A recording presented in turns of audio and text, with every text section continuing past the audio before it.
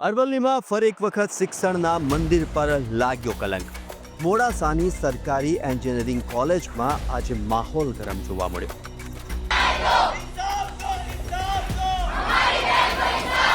કારણ કે એક પ્રોફેસર તરફથી વિદ્યાર્થીનીઓને એવા બીભત્સ માંગણી ભર્યા મેસેજ કરવામાં આવ્યા કે જેને સાંભળીને જ ગુસ્સો આવી જાય. હા મિત્રો, પ્રોફેસર મનીષ ચૌહાણ કે જેણે એક નહીં, બે નહીં, 3થી વધુ વિદ્યાર્થીનીઓને છેલ્લા એક અઠવાડિયામાં ગંદા મેસેજ મોકલ્યા. વોટ્સએપ ચેટ લીક થઈ તો વાત વંટોળની જેમ ફેલાઈ ગઈ. ચેટ બહાર આવી, વિદ્યાર્થીઓ ગુસ્સે ભરાયા, કેમ્પસમાં હોબાળો અને એબીવીપી પણ મેદાનમાં. અને સૌથી મોટો ટ્વિસ્ટ, ચેટ વાયરલ થતાં જ પ્રોફેસર સાહેબ થઈ ગયા ફરાર.